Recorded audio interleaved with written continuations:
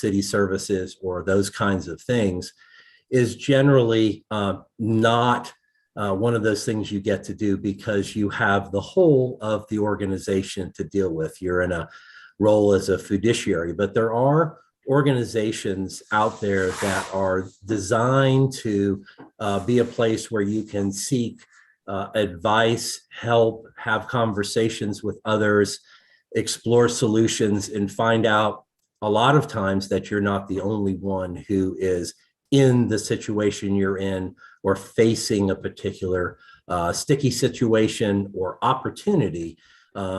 We forget sometimes when we have these conversations that it's more than just about problems. A lot of times it's about what do you do with something good in front of you? How do you leverage that and how do you make the most out of it? So there are a couple different organizations out there that serve you. And the last one I'm going to talk about, I'll come to at the end is what a council of governments is and give you a little bit of background about the kind of role that we play on your behalf. You folks are a member of the Mid-Willamette Valley Council of Governments. But from a statewide perspective, all organizations that come together that have a government influence or are put together, unless they're national organizations, are generally organized under ORS 190. And one of the nice things about ORS 190 in the Oregon statutes is that it's voluntary. You come together because you want to be together. You have something in common interest. And first off, one of those that supports the City of Independence, and you do by being part of it, would be the Oregon League of Cities. Now, the Oregon League of Cities is member-led. It is staffed, just like a city would be. But it is member-led. So there are members from the Portland area, there are members from the Valley, there are members from Eastern Oregon, sorry about that, and Southern Oregon. So there are folks in towns that represent political views, different landscapes, different economic opportunities and problems, but generally are all subject to the same prescriptive rules of engagement that you folks are in the Valley. They just, how they deal with all of those issues is a little bit different depending on the circumstances that they're facing. And so groups like the Oregon League of Cities, which are member-led, are there to be support structures for highest and best practices, continuing education for your staff, as well as a resource on those kinds of things that will help cities achieve what they need to do.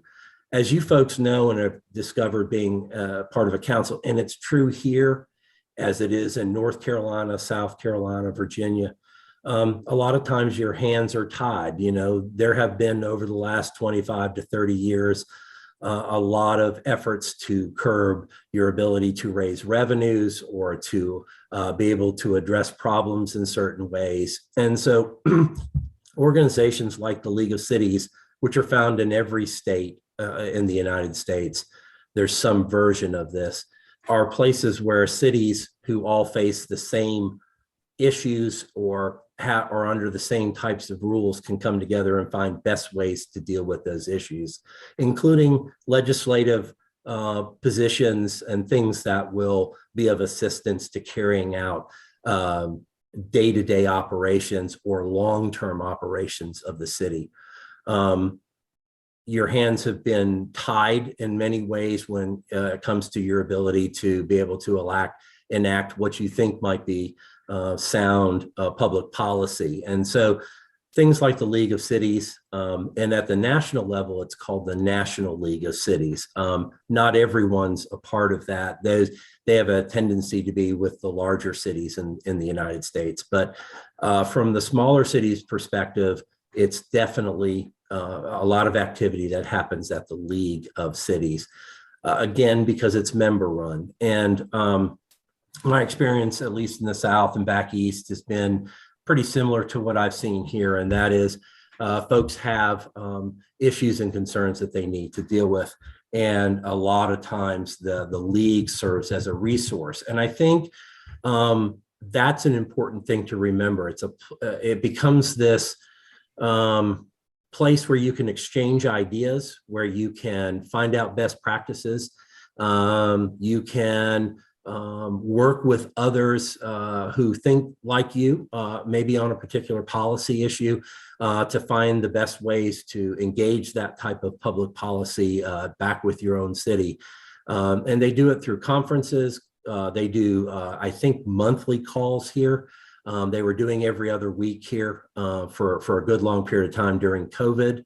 But they became opportunities to exchange latest information. For the first time, I've been in the city management business for well over 34 years, and this is the first time that I've seen this much money coming out of Washington, D.C. for local and state level infrastructure and public services in a very, very long time. And so the ability to be ready to deal with those issues and how you manage your capital expenditures and your day-to-day operations is a big challenge right now. And the league has got some really good resources on some of those issues. But that whole purpose of coming together is voluntary. You don't have to be a member of the League of Cities. You don't have to agree with every position they take. But I have always found over at least my career, and I have been a city manager in the very conservative South, which is also a very large growing area in the United States, in the Charlotte areas, in the Charleston, South Carolina areas, and the like. That coming together to figure out how to work situations under the law, that those places like the League of Cities or a league of like the Oregon League of Cities become a very valuable place to exchange ideas, test things, and to learn more about how to do things. A lot of times learning what not to do can be just as important as learning what you can do. So they serve both purposes in doing that. They also serve as a collective in that it's a cooperative environment. The leagues have had histories all across the United States of addressing healthcare issues for governments when the private market walked away. Things like the League of Oregon Cities, League of Municipalities back in North Carolina had to step up and create insurance pools in order to insure public employees at a time when private insurers were not doing that. So depending on the reason, depending on the issue, it also gives you the ability to collectively come together and create buying power, economies of scale for those things that you may need and want to do back in your cities. So those are examples of that. Like I said, there's a state level and then there's a national level. And the League of Cities is really for you folks as elected officials, although a lot of us who are appointed also associate with it and interact on a daily basis with it and go to it for various resources. And they do have a lot of resources. For example, model city charters and a recruiting city manager recruiting processes and things like that. So they'll offer best practices and things like that are tried and true, have already been through the courts maybe, have already been tried through those kinds of systems.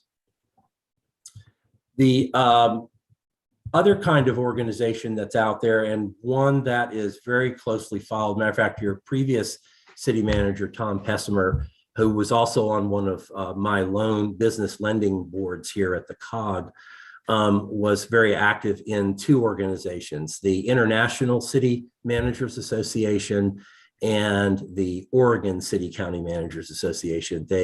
Oregon's is a state level version of the ICMA. And one of the main objectives for the ICMA has been best practices, continuing education, and the ethics and values found in public service. And one of the most important things about that code of ethics, which has been around since the 1920s, city management came around when there was a point when we did not have professional water, sewer, police departments and things like that. And that was part of that effort to professionalize a lot of those things so that services were delivered in a fair and equitable manner to all concerned in the same way. And one of the basic tenets of the International City Management Association, and thus the Oregon City County Management Association, is that they believe that professional management is essential to efficient and democratic local governments by elected officials. One of their first tenets, though, is always that in a neutral and nonpartisan way, we serve all council members equally. I remember when I first became a city manager, I was very young when I did. I was about 23 when I became a city manager of the first city I was assigned to. And this gentleman who had been my mentor at the previous place that I had worked, the village of Pinehurst, gave me this little sheet and said, remember, your job is to leave the city in better shape than when you found it. And secondly, he said that you treat all people, all members of that council as equals. And that's a very, very important tenet of city management, city administrators, county managers, things like that. You all have a tough enough job as it is for some paid professional staff to kind of play you off each other, those that do engage in those kinds of games, and there are those that do. ICMA on a yearly basis kicks members out and takes members out of membership and penalizes them for bad behavior, especially when it comes to not treating council as a group of equals and doing service above self in that manner. So one of the things about ICMA is it creates this self-policing code of ethics that is of a benefit to public service. We pick up trash from Citizen Jones, just like we pick up trash from Citizen Smith. We provide policing services for the downtown, just like we do for the residential areas. And that idea of that equity of service is really, really important and rooted in that organization. But they're not the only ones who have that kind of an organization. In Oregon alone, just like in all the other 49 states in the United States, there are organizations of chiefs of police who are also working towards the same goal: ethical behavior amongst public administrators in this area in public safety. There are the Oregon Association of Planners, Government Finance Officers, Association of Recorders, Association of Public Work Directors, Association of Fire Chiefs, Association of Economic Developers. There are professional organizations in Oregon, and in the paper that I prepared for you folks as a leave behind, you can click on that and see how all of them are managed and what their purpose is. But their purposes are all very similar, and that is to create a level of public service that is fair to all concerned. Any of you who are Rotarians will know that as part of the four-way test. And I think that's bled over into a lot of these organizations. And it's very, very important to them because treating people equally and treating people fairly and above board is a way to create a better citizenry who want to serve on boards, want to run for council. You know, folks, when being a city councilor, it's really hard to go to the grocery store without getting tapped on the shoulder. It's really hard to go to church without somebody leaning over the pew and whispering in your ear, I hate to bother you, but. And they always continue on with the statement. It's hilarious. I remember being a city manager in South Carolina. I would get a phone call while I was at my son's baseball game on a Saturday. So this happens to appointed officials too.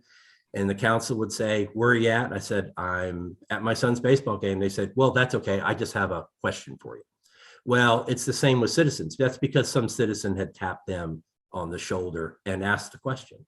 So you folks, you know, it's 24/7 for you when you're walking down the street, you're at school, dropping kids off. It's a tough job to be in. It's the same for the appointed staff too. So the appointed public service organizations like the ICMA have their own self-policing systems, their own continuing education and best practice systems, because solving a problem, and your chief can probably tell you this right now, he doesn't have every answer in his head, but picking up the phone and talking to other chiefs and to other professionals will sometimes help him hone in on what could potentially be a good solution that he could then bring back to a citizen and solve a problem, or bring back to council for you folks to wrestle with and consider as a public policy. So these organizations are very important in that they create a continuing education and a constant reminder that the assets that we manage are not ours, they're someone else's. And so it's our job to leave them in better shape than when we found them. And number two, that they are the public's to own and to use, and it's our job to be good stewards of those things. And that's for both appointed and elected officials. The last organization wanted to talk about was regional coordination and cooperation that happens. The COG, the Mid-Willamette Valley Council of Governments, has been in existence since 1957. I was kind of shocked to see it had been around since the 50s. Most COGs came around in the late 60s, early 70s as lead development organizations to redistribute federal dollars at the regional and local level. But this COG has been around since 1957 because one of the things that the state legislature at the time thought was important, and so did the three counties of Polk, Yamhill, and Marion, was that the ability to facilitate intergovernmental communication and issue resolutions between member governments was really an important thing to do. The second thing is that not all problems only lie in the city of Independence or lie in the city of Salem. Oftentimes, issues, problems, and solutions are bigger than the jurisdictional boundaries, and they may be bigger than just one or two other partners. They may be the kinds of solutions that you have to work out amongst 3 or 4 different jurisdictions. One of the other reasons that the COG was developed and in the statutory language of ORS, why we come together, is to be a neutral convener. So that neutral convening is a very, just like the ICMA and those other organizations, and just like the LOC, the idea is to be a place where instead of having an opinion one way or another about a particular public policy, you folks are able to come to the table, bring an issue to the table, and see if there isn't a way to work through that issue. Oregon has as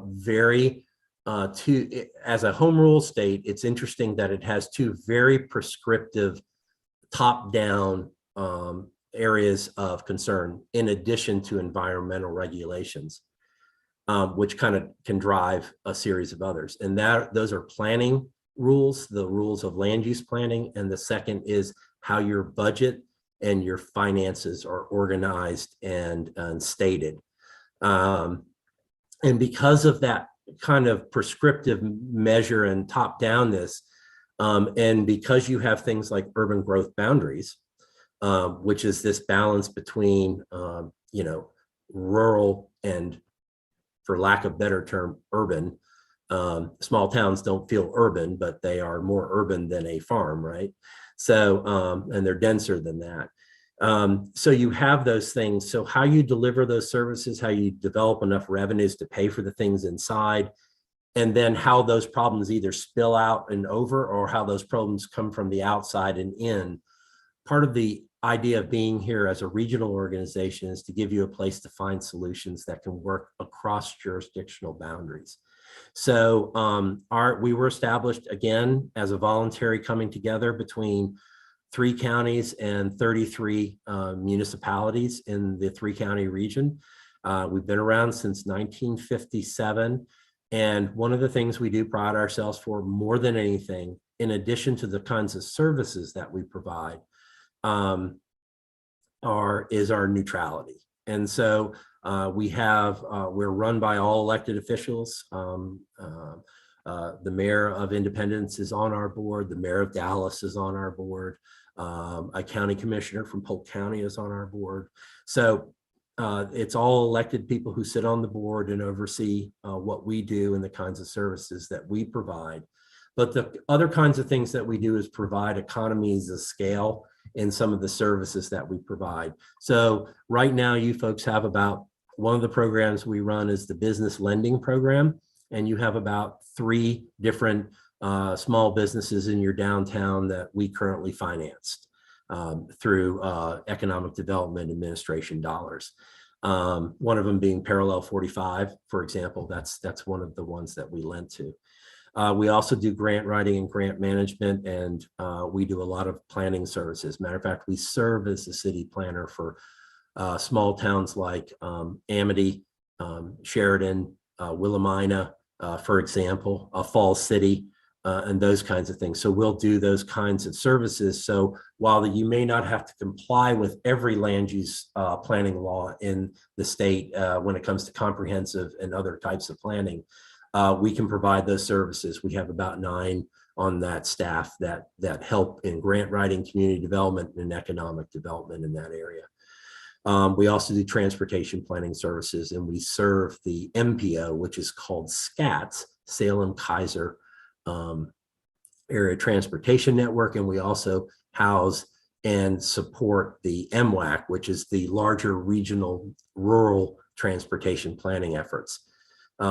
We do have a legislative committee, and we're currently right now doing a call to action, and that can include any one of you folks who see it in our newsletter to try to influence more of these transportation dollars to be spread into the Willamette Valley for projects such as the 5122 interchange. You know, all I have to do is say that. I think every one of you understand the importance of that issue down there, but also Highway Interstate 5 and Donald in Aurora. That's another place where we're also advocating for more enhanced dollars to get there.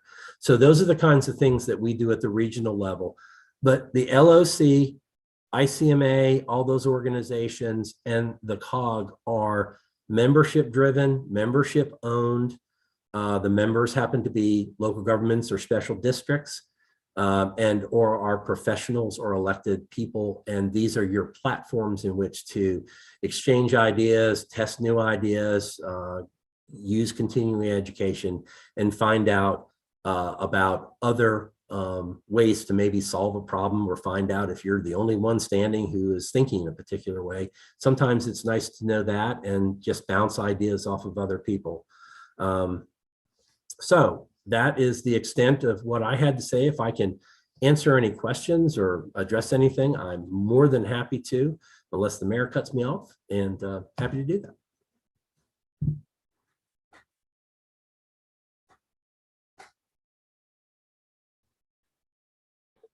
There, I was muted for a moment. There is a leave behind that Karen will send out with a lot of the details that were mentioned tonight that you can take a look at, and there's a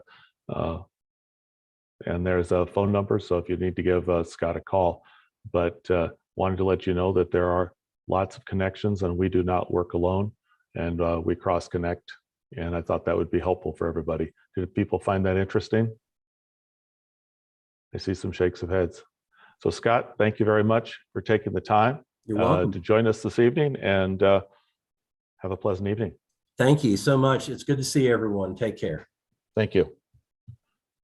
Moving forward, you have in front of you reappointments to a variety of boards and commissions for all sorts of different boards and commissions. And the memo explains it, and I put it in to you for your approval.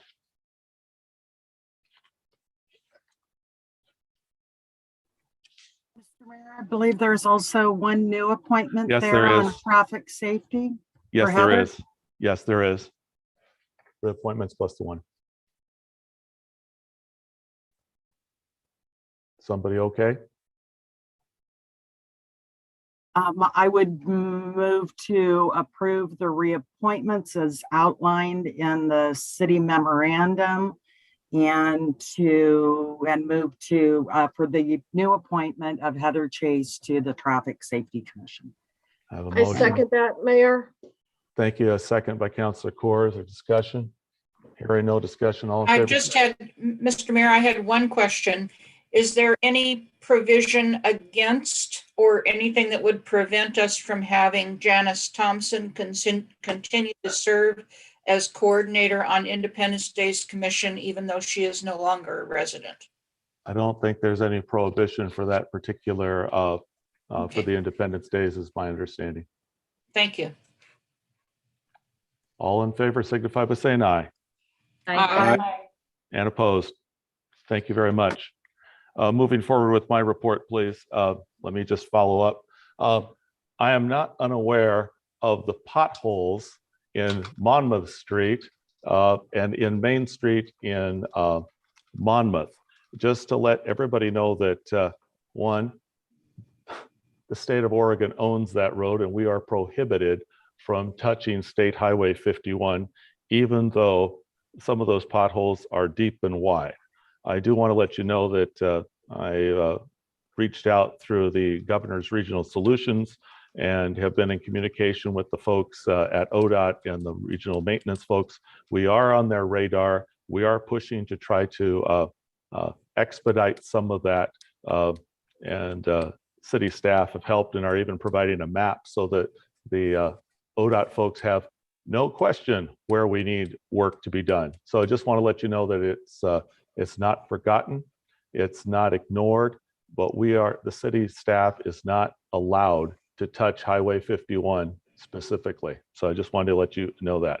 Speaking about transportation, you heard Council of Governments mention one of the areas that we are pushing very hard on is that some of the federal government money coming down to ODOT, there's another $300 to $400 million that is coming down, and that has lots of flexibility. So I will be, as part of COG and as mayor here, will be visiting with the Oregon Transportation Commission in the coming week or two, specifically about the importance of investing in State Highway 22 and 51, also 22 and 18 and the Aurora Donald interchange, wanting to make sure that we here in Polk, Marion, and Yamhill County get a hunk of those dollars.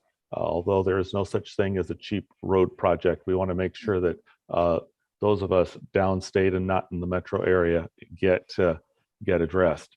I'll also have an upcoming meeting with the CEO of Salem Health talking about COVID and their response. They're having a regional meeting with leaders from around the region that will be talking about what their upcoming response will be. Just for your calendars, the COG annual meeting will be February 16th. That will be a virtual meeting. That's 6 o'clock on February 16th. I think you would enjoy attending that. It'll last about 1 hour.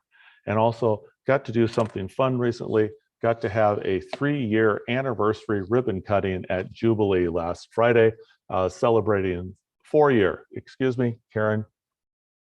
I was confused, it was 3 or 4, ribbon cutting at Jubilee. So that was good. I'm gonna keep us moving forward. Oh, excuse me, for your calendar. I'm glad I have scribbles here. After surveying council members' availability for a special work session with WBCP, our city manager recruitment group, it looks like the best day is going to be the 19th, next week, the 19th, for a 60, 90, maybe as long as a 2-hour meeting about the process and getting some input with our consultants. So please put that on your calendar. That was the date that worked best out. Do people want to do 6 or 6:30? Which works best? Either one works for me. Same here. Tom's saying 6. Is there any objection to 6 o'clock? All right, let's make it 6 o'clock on the 19th, please. And that's the date that works out well for everyone. Okay. Mr. Mayor, at this point, are we assuming that will be a virtual meeting? Virtual meeting, unless we hear, yes. We talked to the folks today and they need it to be virtual also. So Perfect. yes, Thank it you. will be. Thank you for clarifying. Under a counselor liaison report, we're going to ask Counselor Roden to talk about WIMPEG with us. And Counselor, to you. Great, thank you. I think former city manager Tom Pessemer briefed you on it. So if I state things again, forgive me. But during our last WIMPEG meeting, we learned that MyNet was no longer going to offer a channel to stream the Excuse WIMPEG. me, was that WIMPEG? I think you said MyNet. WIMPEG? Yeah, but the MyNet is no longer going to provide Okay. a channel for them to have viewing on. And so without that channel, WIMPEG was going to have to invest a large sum of money in getting its own servers, its own technology, hire a full-time or nearly full-time IT specialist to get this on board. And so Councillor Rebecca Salinas Oliveros and I had some pretty big concerns on whether or not we still need this format with other streaming services that are available in 2022 that were not available when WIMPEG, came about 20-something years ago.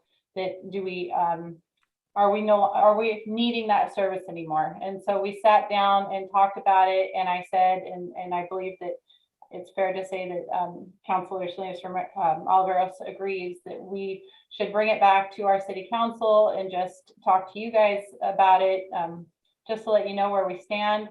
That we think it's probably on the best course to dissolve WIMPEG at this time. And if we choose to dissolve WIMPEG at this time, and I forgot to mention, without the MyNet channel, we won't be receiving any funds from MyNet. So we would have to find other funding sources to have this channel. And even without this additional burden of trying to find servers or IT technology and trying to find it, it was becoming very, very difficult to find anybody willing to host programs, or even finding anybody willing to watch. There was a lot of dead air time and repeats. So that was also a concern. I think everybody on the WIMPEG board agreed that it's time to phase out. The other streaming platforms have a much greater foundation and support system than we do in the City of Independence and Monmouth to provide this service to people. And the only thing that we would have to figure out what to do, and we're going to do this in our next meeting because the City of Monmouth holds all the records on the funding.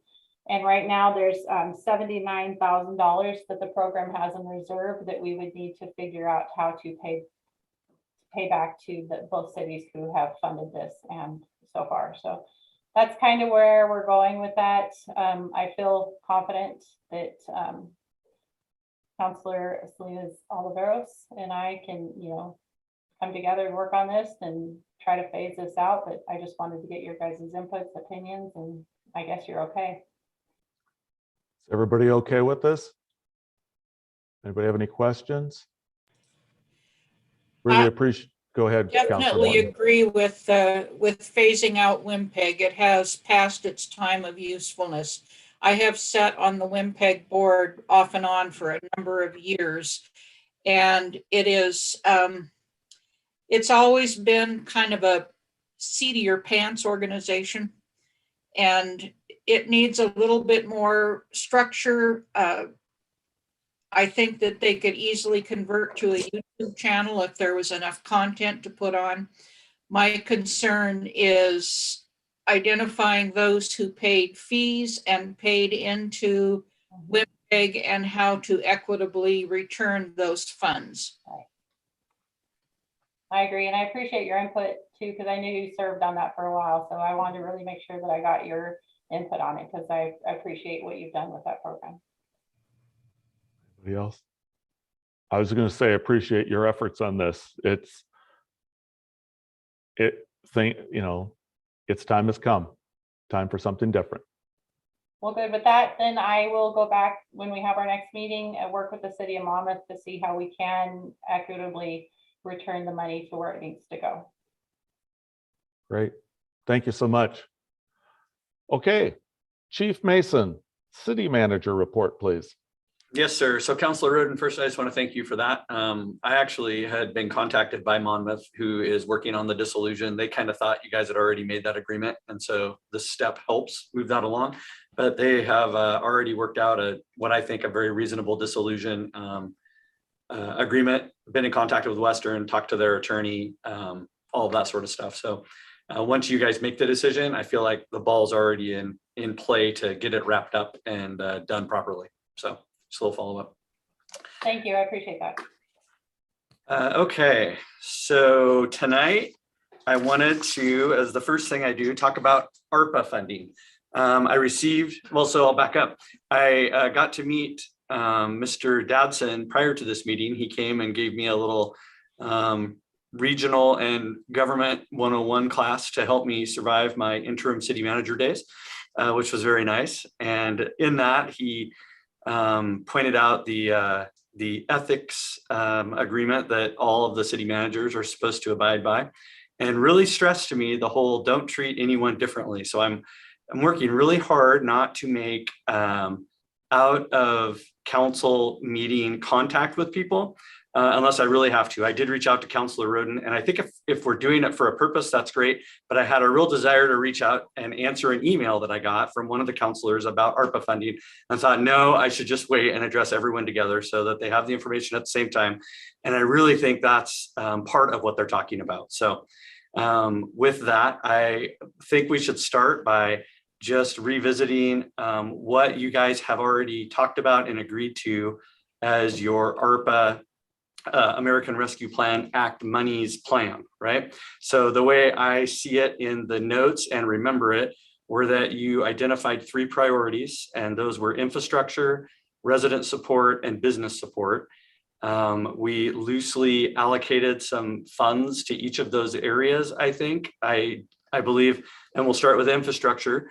As a reminder, I believe you allocated 1.5 million to hold back for infrastructure projects with the hope that we would be able to leverage those funds to get more funds when the other monies became available from the infrastructure package, right?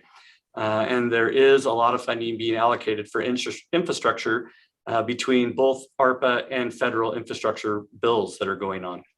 So still not a lot of certainty as to when that money will be pushed out. And so we internally have had a meeting and prioritized the infrastructure projects going forward and tried to get ourselves in the best place possible to be competitive for those dollars. So I'll update you on that meeting and where we ended up on projects today. So I would say top 4 infrastructure projects that were identified between the new Public Works Director, Gerald, and Sean Irvine and myself were the 9th Street lift station.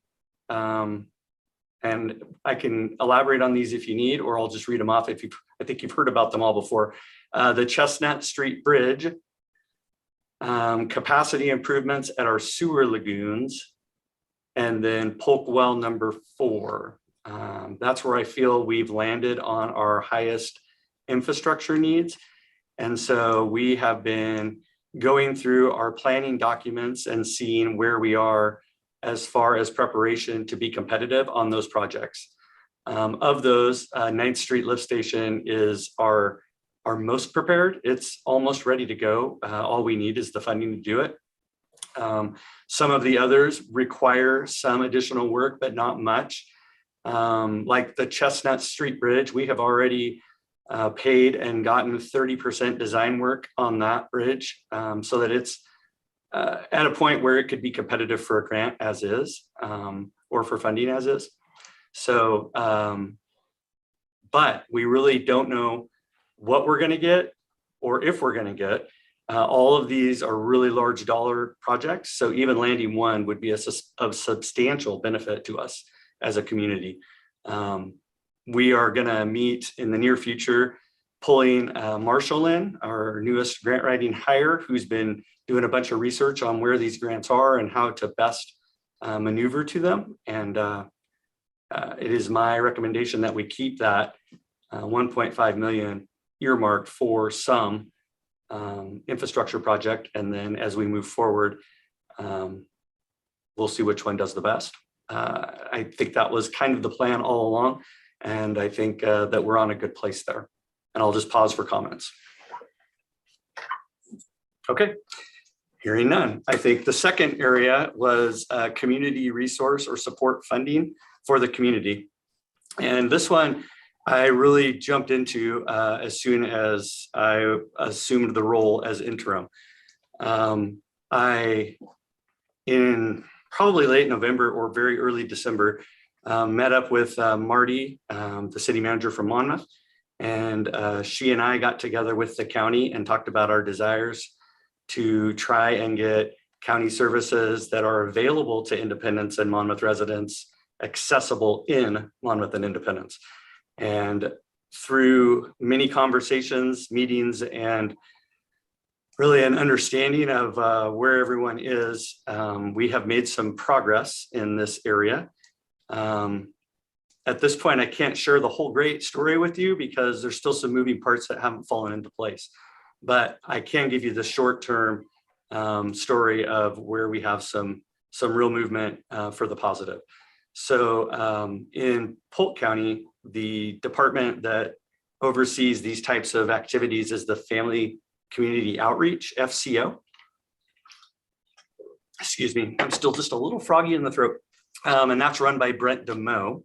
And Brent's people work for others through funding sources. Like, for example, the school district pays for people that Brent employs to do work in Central School District. They actually work physically here in our schools as mental health counselors, and as kind of this whole idea that council came up with as a connector, a community connector that would be able to take a person that needed a service and help connect them to the right place and actually get that aid or service that they need to be successful. Brent has agreed that he will bring some community connectors to Monmouth Independence. He has already opened the positions internally to hire them at his organization and schedule training for them as soon as they're selected. And his desire, and I think he'll make it happen, is that in early February, we will have those connectors working in our community, providing those services that really that's what we were striving to do. In the short term here, Brent is going to need to reach out to the school district and find a place for those connectors to work out of. But we have had the school district evolved all the way along, and I'm confident that they'll have a location that he can use. I'm gonna look at my other bullet points here so I don't miss anything important. At least one of the connectors will be bilingual to serve our community better. And the focus of these connectors would be to work with families and individuals that don't have kids in the Central School District, because he has one of these connectors already working over here in Monmouth Independence, but it's for the school district and working with families that have children in the schools. So these would be specifically for people that don't have kids in the school district, but still need these services to get connected to these services. And I missed a hand up. I'm sorry, Councilor Corr. Hey, Chief. Sorry about all the shenanigans with my computer tonight. Microsoft is not my friend. 2 points. The community connector idea. I appreciate the family services part of that. That's a big part of that, indeed. But my vision was much broader than that. So I would like to sit down and talk maybe a little bit about my vision for that. I did talk to Tom quite a bit about it before he left, but I realized that could have gotten pushed back or lost in the translation, so to speak. The other point I want to make, or question I have, is you said Brent has someone here in Independence Monmouth working issues already. In other words, navigating. Are you sure about that? Because I'm not aware of that. I know Central School District has somebody who's working with kids to deal with homeless issues and other issues, but I was not aware of Brent having a person here. I am 90% certain that the person that you know of is employed by Brent, and the school district pays the FCO organization. They pay the funding, but Brent employs them. They also have mental health counselors coming through that same flow. Okay, I'll clarify that. Thank you. I appreciate that. Absolutely. Is that Anna Gill? Is that who we're talking about? Yeah. Okay. Perfect. Any other questions on that? I'll continue then. His short-term goal is to have those connectors available over here 2 or 3 days a week, starting in February.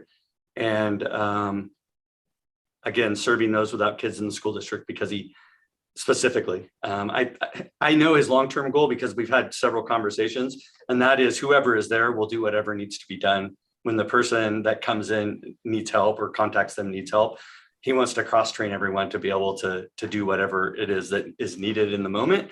But specifically, he doesn't have anyone that isn't serving non-families or people without kids in the school district. So let's see. We had pledged some monies and toward trying to make all of this happen. And at this point, what Brent is really looking for is some gap funding to help in areas where no other service can provide the need that's necessary to make someone successful in the moment, right? So he gave me a couple of examples of that.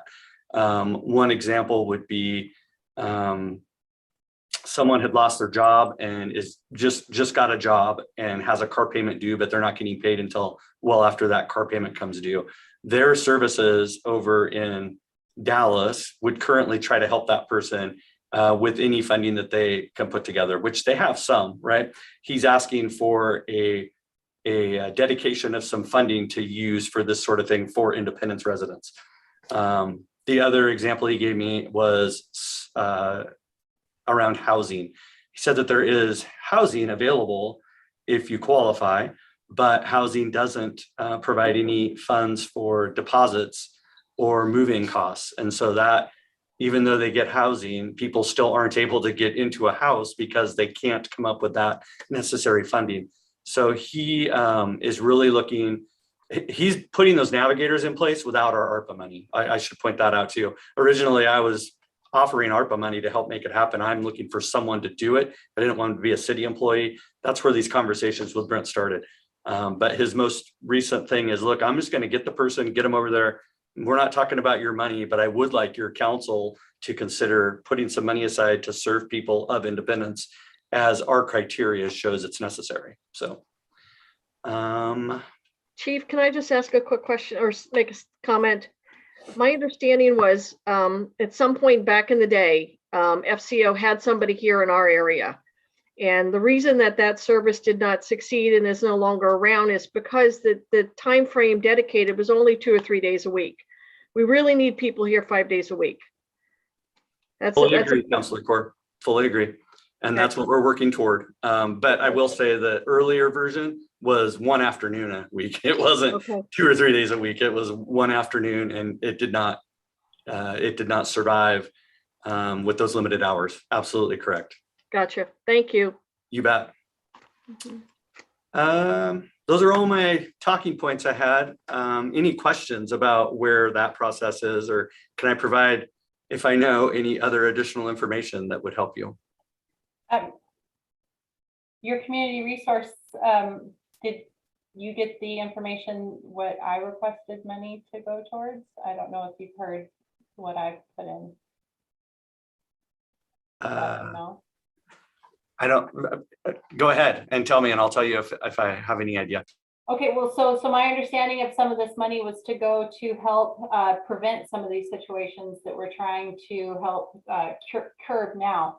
And so some of my prevention and something that I felt, and I spoke with other nonprofit organizations in our community, would help benefit the vast majority of people in this community, and also provide a platform for prevention so that we could possibly curb some of these situations that we see with mental health and obesity in our community, was to support the local organization, Central Youth Sports, with some of this money.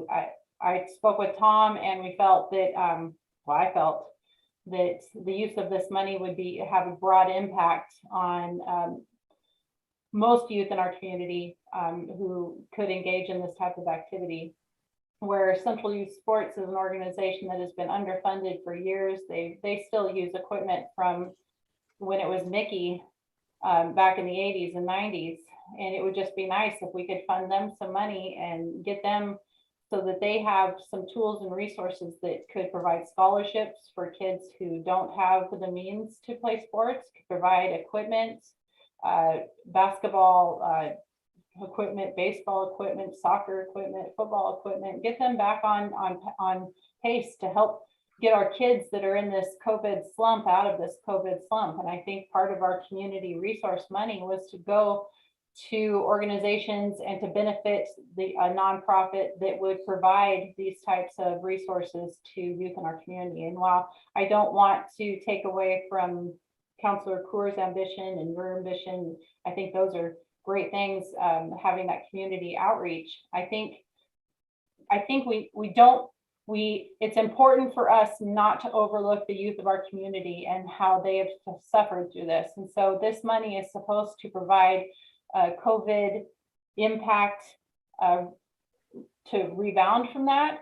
And I feel that we really need to get involved with, the YMCA and Central Youth Sports to provide them some money so that they can get kids back into sports and playing.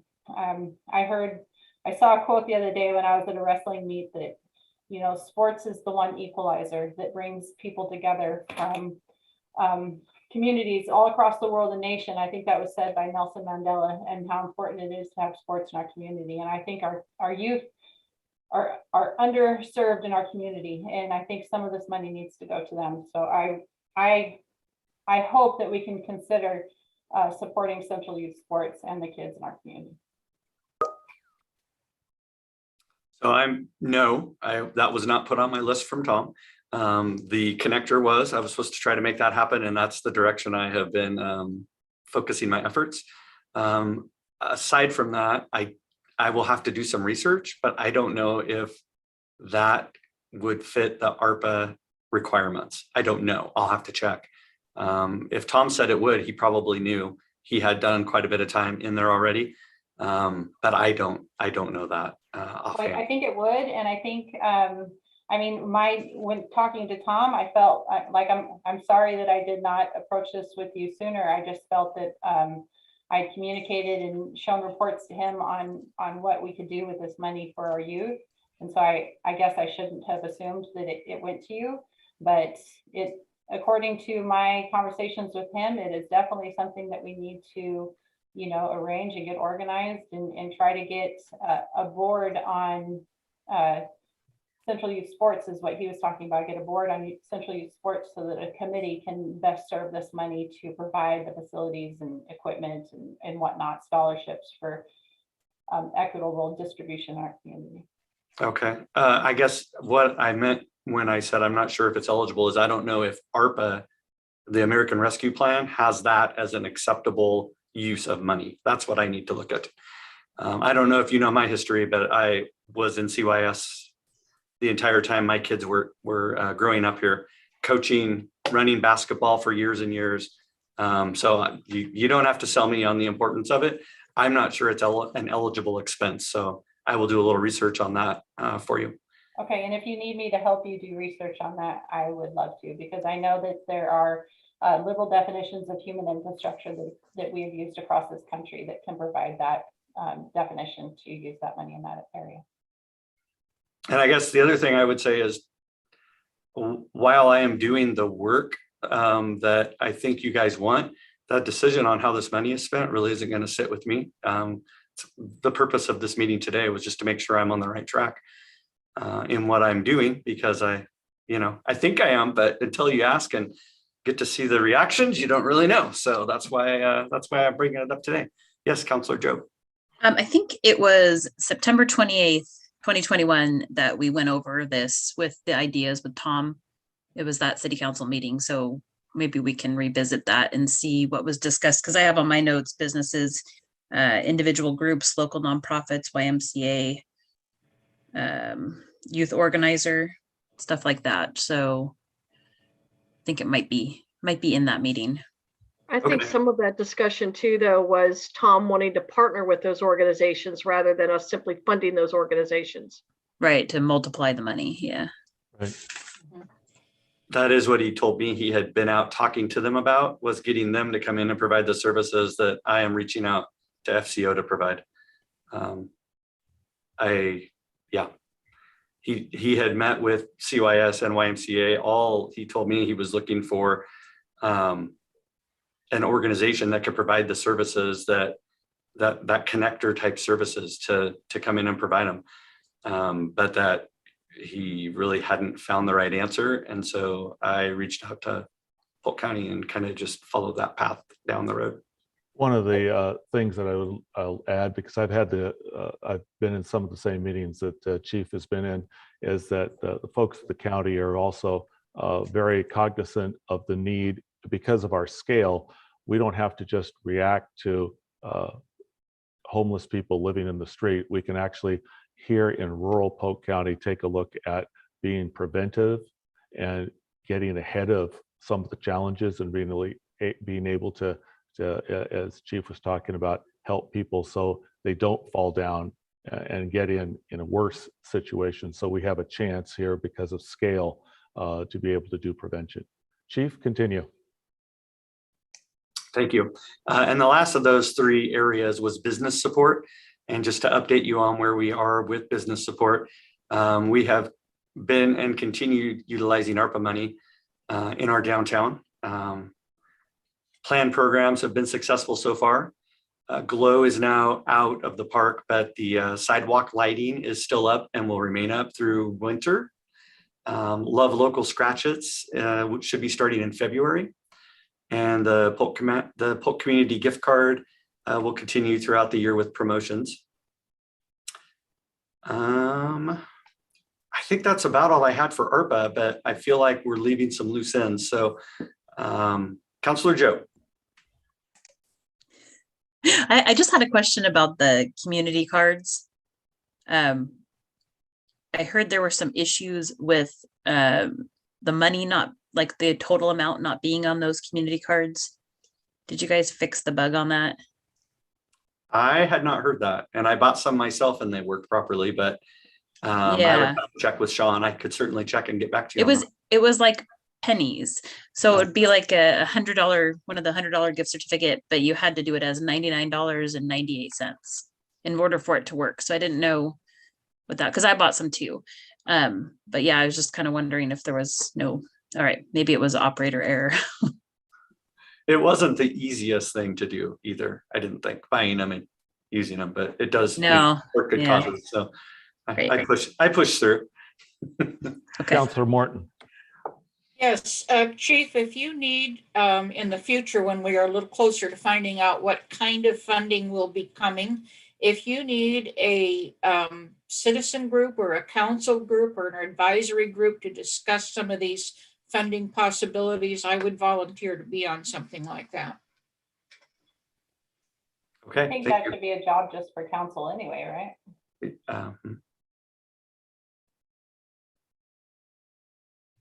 But some little homework out of the meetings is helpful. Well, I think we'll have enough homework here in the coming months. I know that. Okay, I'm going to continue with my report if that's the end of ARPA discussion. Great. Let's see. We received 3 responses to our ball fields request for proposals. Those were due yesterday. So they're going to get scored this week, and Mr. Irvine is going to determine if we can pick an outright winner or if you need to interview a top 2, and he'll move forward with contracting as soon as that's decided. I think it's also going to Parks and Rec at the Parks and Rec meeting in next week. Pause. Okay.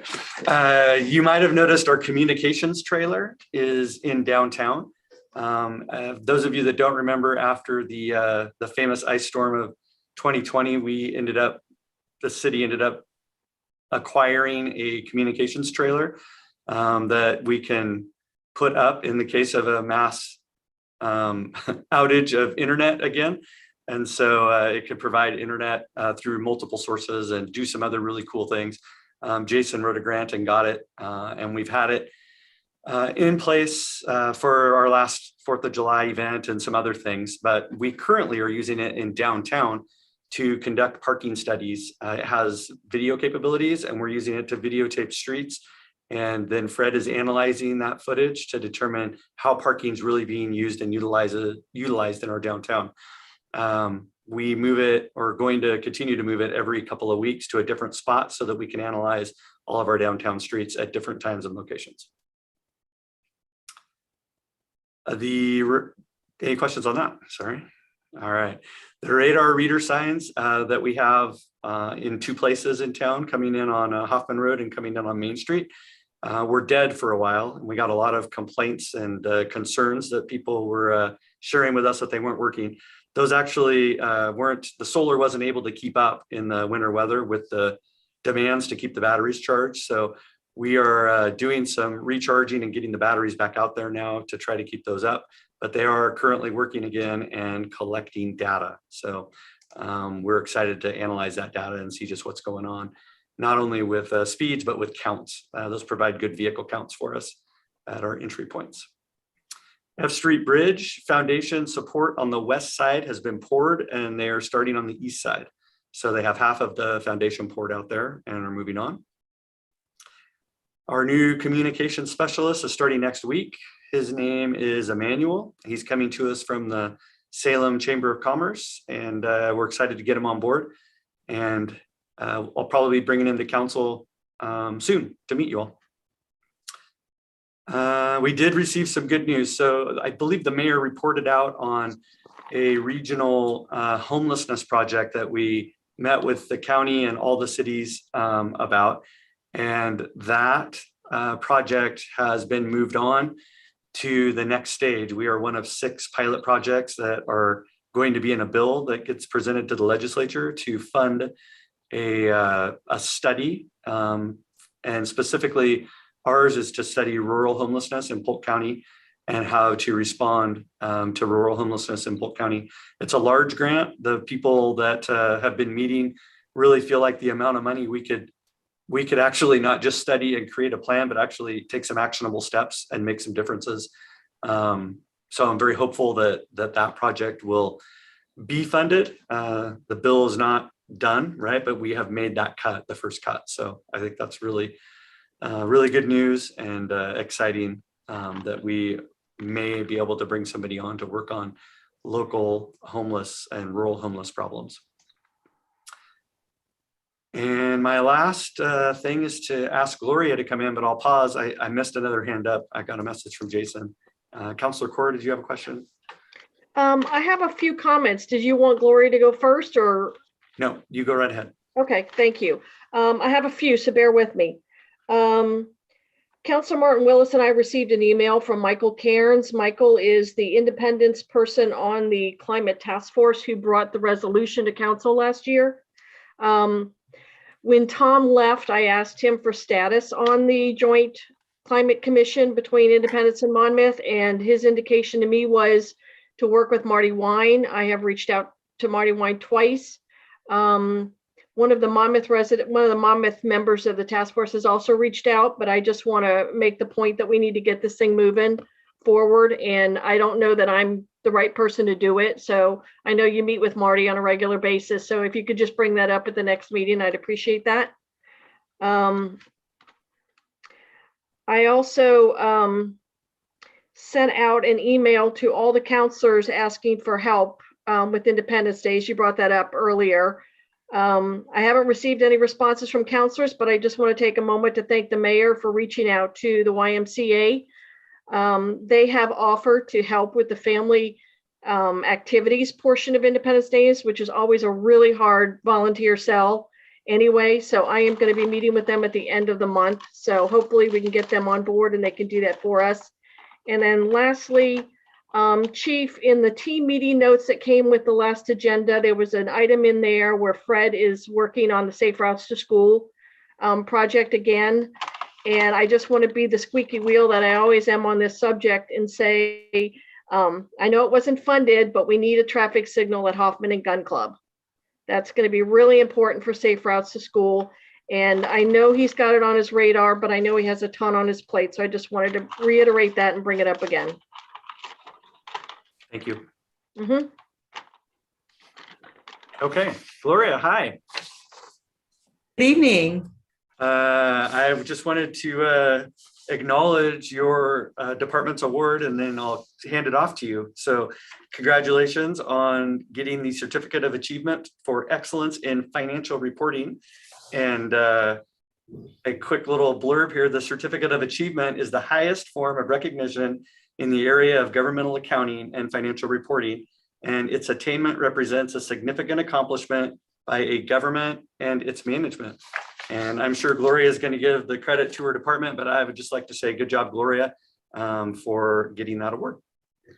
Thank you. And it really took our whole village to do that. Every department in the city helps us towards that award and participate. So it's not just mine, it's not just my department, it's the whole, all city staff. And your support as the city council really helps us to have that motivation to do these things. We are working on a popular annual financial report for this year, and we will also be submitting that for the first time. So, you know, this is really what kept us from being on time with our audit and having that audit presentation for tonight.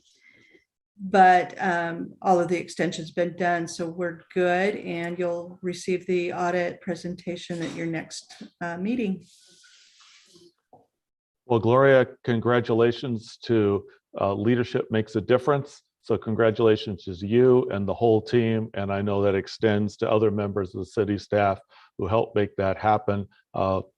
And I know that this is a big deal because I've talked to other communities and they're going, I wish we could have done something like that. So congratulations on behalf of all of us for this continuing award. Thank you.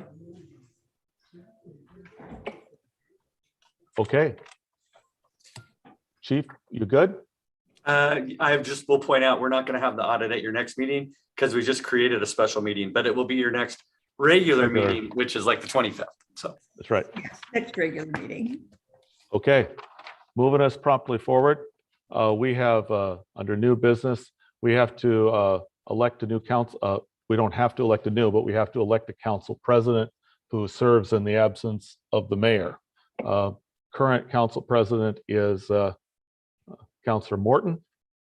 And you want to do it again? I would be happy to. Kind of putting.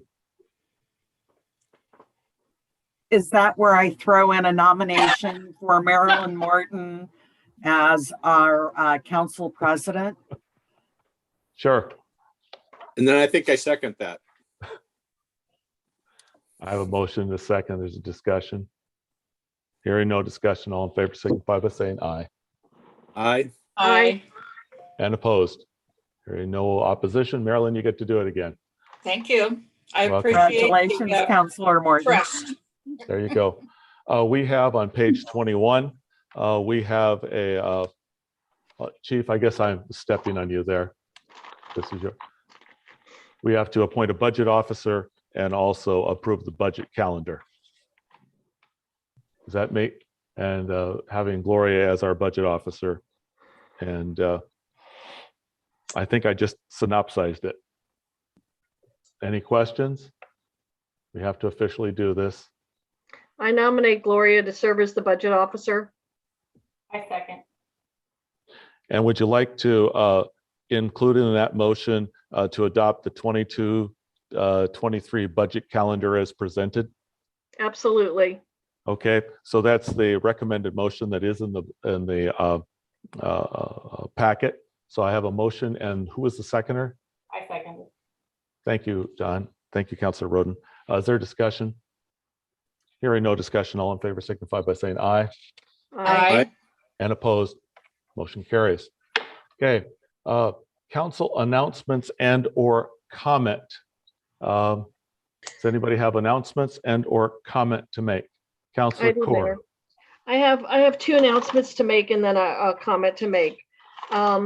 I met with Councilor Carol McKeel and Anna Gill over the weekend. We had a somewhat informal homeless strategy meeting. Given all the good news on homelessness, if there is such a thing that's been coming out lately, we're gonna plan to have a youth homeless summit this summer.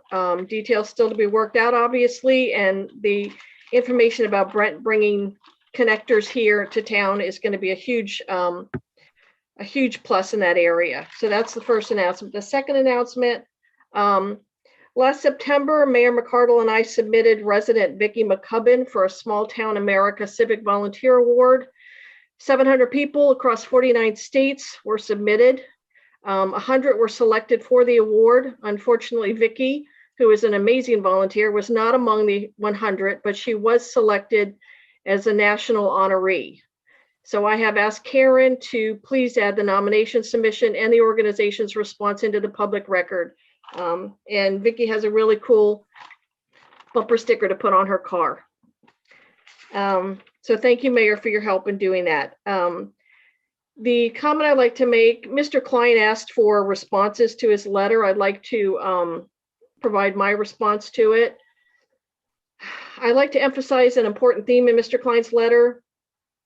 No resident should feel they will come under undue scrutiny to serve their city.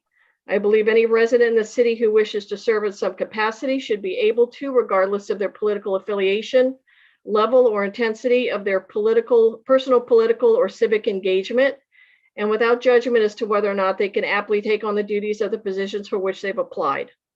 Applicants should be evaluated solely on the applications they provide to the City of Independence. Counselors' personal perceptions about applicants should not be a part of the review process. As a safeguard, as the mayor explained previously, any volunteer who uses an appointed position in a partisan or otherwise inappropriate way will be dismissed by council. As such, I would like to ask that Ms. McWilliams' application be added to a future agenda and be considered void of partisanship on the part of sitting councilors. Thank you. Other people with comments and or announcements? Councilor Martin Willis. Thank you. Well, let me get rid of my hand here. I too wanted to address Mr. Klein's letter to council. And so my statement is reasonably short and to the point. Thank you, Mr. Klein, for your request. I appreciate the opportunity to share regarding the meeting on December 14th. I regret that I was unable to attend as I was notifying my mother of the passing of my sister. Upon reviewing the meeting video, I was appalled at the politicization of a simple planning commission appointment wherein the candidate was unable to defend herself. The objections showed a lack of understanding of the duties of the Planning Commission. I served as a member of the commission from 2012 to 2016 and can share from personal experience that this is likely the least political of our commissions. The primary job of the PC is to develop and enforce city code and determine whether or not a project meets the codes of the City of Independence. For the last few years, I've had several opportunities to work with Ms. McWilliams and have found her to be an upright, stalwart advocate for rules. The objections that were raised were precisely the result of her belief in fair play and following the rules. I recall Kelly asking me a few years back the best way to get involved in her community. I suggested boards and commissions. Yet when she did apply, she was disparaged for her community involvement.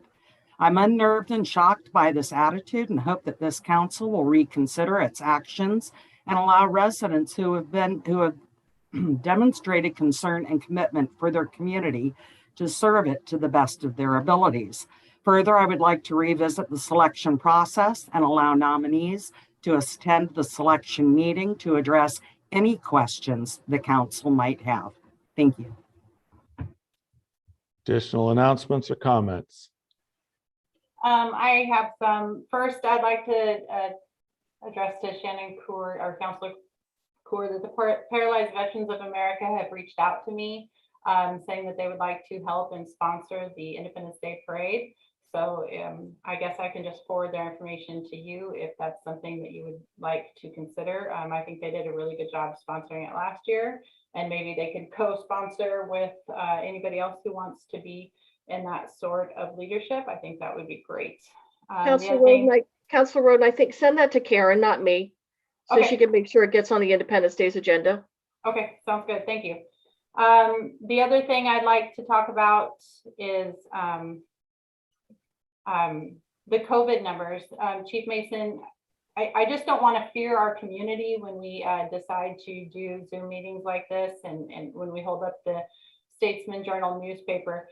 We do have a lack of, we still haven't hired 2 police officers, correct? And, you know, and those shortages in the office and the sicknesses that you talked about, you said that some are COVID cases and some are just sicknesses. So we don't have this huge problem of tested positive cases in our city hall, correct? In the police department, we do not. Right. So I just don't want to have people be scared that we're shutting things down because of COVID when we really don't have the data to say that.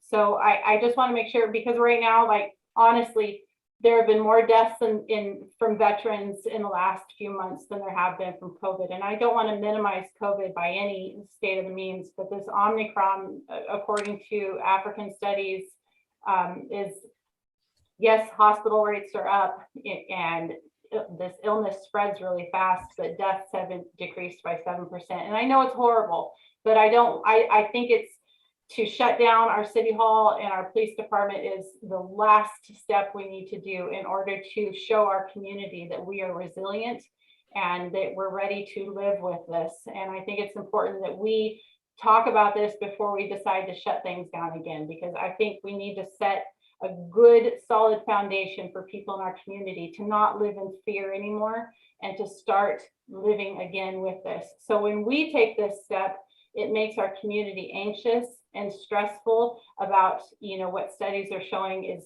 you know, and especially when we kind of make it seem like it was COVID that caused our city hall to decrease what they're doing and people to go to remote, you know, work. I just think that's the last step we should take with these types of things. With regard to partisanship on commissions, I appreciate the fact that we can remove a person that shows partisanship, blatant partisanship and discrimination in a commission. And I think that's what we've shown, that when someone shows that prior to being on a commission, we have to take that into account too. There's no reason at all that we would just sit there and isolate someone's perspective in one area, and because we can all be really, really good at one thing, but if you've shown a precedence of being partisan and then pretend that you're not going to be partisan, I think it's fair that we voted the way we did, and I think we as a council should stick with our votes. Other comments and or announcements? Chief, I want to clarify something. You have not shut down the police department, is that correct? That's correct. City Thank Hall you. is open for business, Public Works, library, everybody's still open. All we really did was move this meeting remotely for 2 reasons. One, again, I explained earlier, Karen, Jason, and I were all not feeling well yesterday, and I didn't want to have to scramble to do something today when I knew we could do it remotely. Jason can make this. Jason can make this happen from his home, right? He has that ability. And then 2, my office changes in the police department were really, yeah, it's twofold, Councilor Roden. I have Sue Albee, who left us at the end of the year, and she was one of our 3 people that worked the front office. And then I have another person who is off, and not because they have COVID, which is often the case. It's COVID protocols, right? They have a COVID protocol that doesn't allow them to be in the building now because of exposure to someone that has COVID. So it's a workforce issue, and I agree it isn't COVID itself. It isn't sick people that are, you know, doing it. It is a relation to that, though. So to be clear, it's the protocol that's keeping those people from coming to work. Thank you for your clarification. Appreciate it. I have my, I'm going to make a couple of comments here, and just You know, in my years of being mayor, I've worked really hard to nominate people for positions on commissions and boards who will do the job that's in front of them. I don't ask for a litmus test. I don't ask, there are people who make decisions that I don't know, that go forward and sometimes make decisions I'm not thrilled with, but I don't ask them what they have. People are entitled to, if they feel rules are not appropriate, to appeal to the regulators to evaluate those campaign finance rules. And I know those investigations are still continuing and are not completed. I don't like the flavor that we have started to go down. I looked at the material that was read back in December, and I don't think this is where we should go. I think we should continue to work and looking for people who are interested in serving in our community. And I will continue to look for people who are interested in serving our community, and by visiting with them either verbally on the phone or in person with staff, to continue to recommend people that I believe will do a good job for the citizens and the residents of Independence in their appointed task. We all have different parts of our lives that we're engaged in, and I will continue to look forward to finding quality people that want to help move our community forward. And so I just want to make sure that I'm clear. I don't like some of this flavor. I don't think it's helpful. I think it's we're getting some of the pollution from the national noise, and that's not what Independence is about. And I think that we need to work affirmatively to make sure that that kind of stuff does not derail the positive efforts, the positive things that we are doing in our community. So with that, we are finished with our agenda for the evening. I appreciate everybody being here. You'll be getting a handout from the Karen will forward. We'll see each other on the 19th virtually, and then again on the 25th.